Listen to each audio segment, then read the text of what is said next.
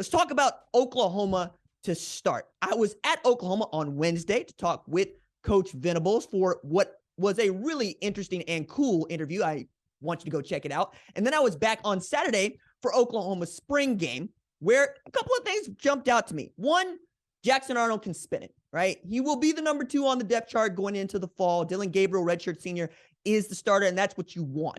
But you see why Jackson Arnold was named Gatorade National Player of the Year, a guy who fell just a couple yards short of passing for 3,000 and rushing for 1,000 at Denton last year, a guy that was 28-3 as a starter, really outstanding spinning the ball, also had a 53-yard run where he was gallivanting through the middle of the defense.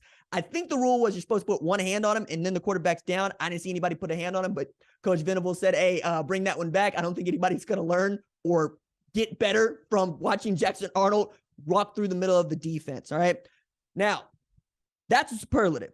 One of the things that worries me is the offensive line looked awful. There's no way of getting around that, okay?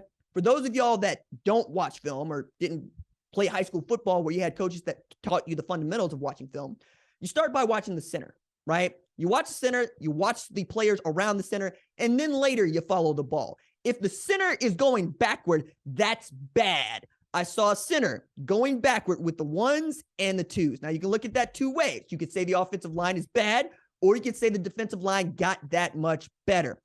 I am inclined to take your case that the defensive line might have got that much better because they brought in some outstanding transfers. Deshaun McCullough from Indiana, not necessarily a defensive lineman, but a guy that's lining up on wide receivers and can rush the passer. Jacob Lacey from Notre Dame, Rondell Bothroyd from Wake Forest. They have dudes that you can trust on that side of the line of scrimmage. That said, Bill Beatonbow is one of the reasons Oklahoma had been so good over the last decade. And his offensive line, putting guys in the NFL regularly, first-round draft picks, you're used to seeing them dominate. It's the kind of space where Oklahoma would pass for 300 and rush for 300. I would like to see more of that. Again, it's a spring game. It's one practice, but we were all allowed to watch it, so these are the conclusions that we will draw. Again, D-line looked elite. I really love knowing that the defensive line might be able to get on it because that was a drawback of the 2022 defense. And one of the reasons why they were so bad on third down and they probably gave up more yardage and points than they should have, couldn't get there with 4. Perhaps that changes in 2023. Okay, Peyton Bowen on the other side, really good. There's no way of getting around this, all right? Peyton Bowen's true freshman, early enrollee, playing safety. And one of the first pass plays of the game, that dude made the kind of play that had Oregon, Notre Dame breathing down his neck to get him there. It's the kind of play that Jeff Lebby, offensive coordinator at Oklahoma, singled out in the post-game presser going, hey, look, could we have let our receiver a little bit farther? Yeah, been a little more aggressive throwing the ball down the field? Sure. But Peyton Bowen went out there and made a play. Like I can't defend that. You can't expect the safety to make the kind of play he did on the sideline the way he did. And now I get to say where Oklahoma might be better offensively, because while Peyton Bowen made a play early in the game, there's one near the line of scrimmage that went for a TD late in the game where Jackson Arnold found Gavin Freeman on a post pattern covered by Peyton Bowen, made a play to basically put them in position to win the game for the practice squad they were playing for. I believe it's the white team that was playing against the red team. But I point that out to say Gavin Freeman is a native of Oklahoma. Matter of fact, down the street, Oklahoma City. Okay, he went to Heritage Hall. If Heritage Hall sounds familiar, that is where Wes Welker went to high school. That is where Sterling Shepard went to high school. And apparently, if you're playing wide receiver there and you catch 73 balls, 1,400 yards like Gavin Freeman did, I think they should just offer you at Oklahoma on general principle. They did not. Matt Wells at Texas Tech ended up offering Gavin Freeman. Yeah, turnover the staff. The new staff at Texas Tech didn't necessarily want to honor the scholarship, which is their prerogative.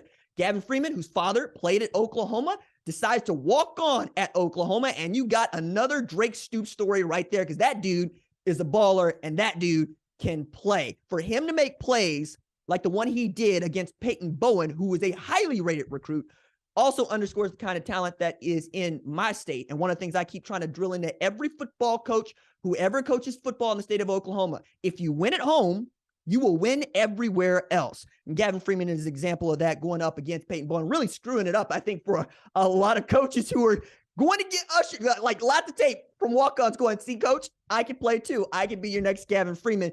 More power to him. Also, wildly, Drake Stoops, he's going to pick up his 5th letter in 2023. His 5th letter. That is a kid that walked on, that Lincoln Riley probably was a little bit harder on because Bob Stoops is his dad. And, we understand Drake Stoops is not going to need a scholarship to go to the University of Oklahoma. Still, walked on, became a player, and now is one of your most dependable wide receivers going into 2023. That's the kind of guy that Gavin Freeman could be. Now, on a big picture scale here, I was watching Brent Venables all day. And the Brent Venables that I grew up watching is not the guy that coaches Oklahoma today. The Brent Venables I grew up watching is passionate, has loud everywhere, is a guy that needed his own personal get back coach because he was on the field so often, they were afraid at Oklahoma and Clemson that he would draw a penalty because that's how hard he coached the defense. Rufus Alexander tells a great story on a podcast I used to do a very long time ago about how Brent was maniacal about the details. He would say, Rufus, I need 2 steps. 2 steps to your right. Coach, 2 steps, doesn't matter. 2 steps to your right. Took 2 steps to his right. The play came right to him, and he made the tackle. Because that is how much Brent Venables cares and how detail-oriented he can be as a position and coordinator. Now, position coaching coordinator. Now, the guy that I saw at spring game was as docile as I'd ever seen him. His hands are inside of his hoodie. His head doesn't really move when the defense makes a play, doesn't really move when the offense makes a play. He waits for the officials to set the ball, and then he walks behind them, stand about 10 yards deep behind the quarterback. And I kept thinking to myself, that's how Bob did it. Bob Stoops was also a defensive coordinator who was animated, who wanted his players to do it this way and that way all the time. But Venables, like Stoops, taking it all in, making his own notes, and then told us all, hey, look, that's the way I do it. That's how practice goes for us. I'm taking it all in. I'm evaluating everybody, and I want to make sure that we're doing the little things correctly. Coach, what do you mean by little things? Are we running on and off the field? Are we getting there like we got a sense of purpose? Are we taking care of all the little plays that we can take care of that can lead to bigger plays? Are we getting our layups is the way that he would put it. And I really love that. I love hearing that. I also love hearing that Venables plans to meet with each and every player over the next couple of weeks before they go on their summer break. Again, I love that.